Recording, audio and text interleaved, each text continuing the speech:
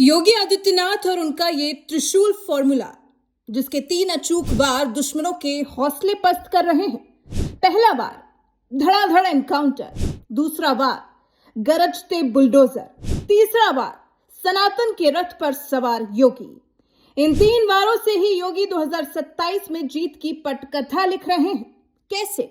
चलिए एक एक कर आपको समझाते हैं। इस त्रिशूल की पहली और सबसे नुकीली धार है धड़ाधड़ एनकाउंटर। यूपी में अपराधियों के लिए एक ही कानून है, या तो अपराध छोड़ो या फिर दुनिया। पश्चिमी यूपी से लेकर पूर्वांचल तक पुलिस की बंदूकें 24 घंटे ऑन ड्यूटी हैं।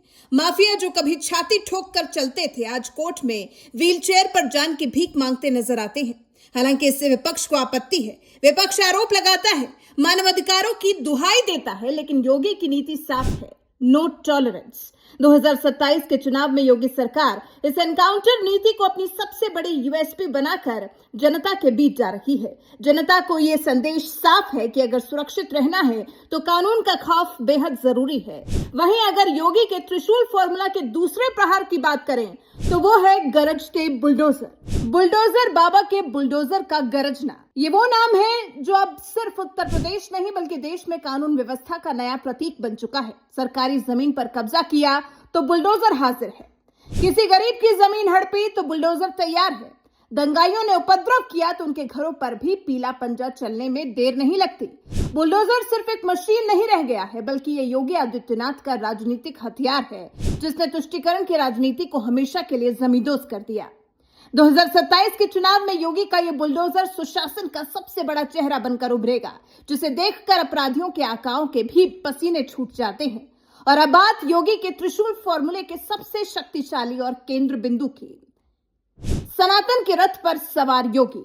अयोध्या में रामलला का विराजमान होना हो, काशी का कायाकल्प हो या फिर मथुरा वृंदावन का सजता हुआ दरबार, योगी आदित्यनाथ ने खुद को देश में सनातन संस्कृति के सबसे बड़े नायक के रूप में स्थापित किया है। याद हो आपको 2024 के लोकसभा चुनाव, जब जातियों के जाल ने बीजेपी को थोड़ा कमजोर कर दिया था, तब योगी आदित्यनाथ ने सनातन की हुंकार से विपक्ष के पूरे नैरेटिव को हिलाकर रख दिया था। बटेंगे तो कटेंगे, एक रहेंगे तो नेक रहेंगे के नारे ने हिंदू समाज को जातियों से ऊपर उठकर एक मंच पर लाकर खड़ा कर दिया था।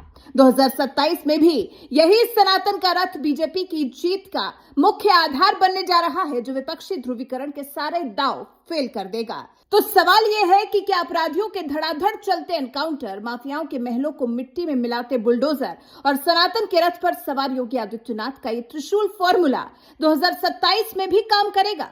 विपक्ष भले इसे ध्रुवीकरण और सख्त प्रशासनिक रवैया कहे, लेकिन जमीनी हकीकत यह है कि यूपी की जनता को सुरक्षा और अपनी संस्कृति पर गर्व बेहद रास आ रहा है। योगी का ये त्रिशूल फॉर्मूला 2027 की चुनावी जंग के लिए पूरी तरह तैयार है और इस त्रिशूल की धार के आगे विपक्ष के तरकश के सारे तीर बौने साबित हो रहे हैं। वैसे आपको क्या लगता है, क्या योगी आदित्यनाथ का ये त्रिशूल फॉर्मूला 2027 में प्रचंड बहुमत की हैट्रिक लगाएगा? अपनी राय हमें कमेंट सेक्शन में जरूर बताएं। साथ ही हमारे इस वीडियो को लाइक कर, चैनल को सब्सक्राइब कर, बेल आइकन दबाना बिल्कुल न भूलें।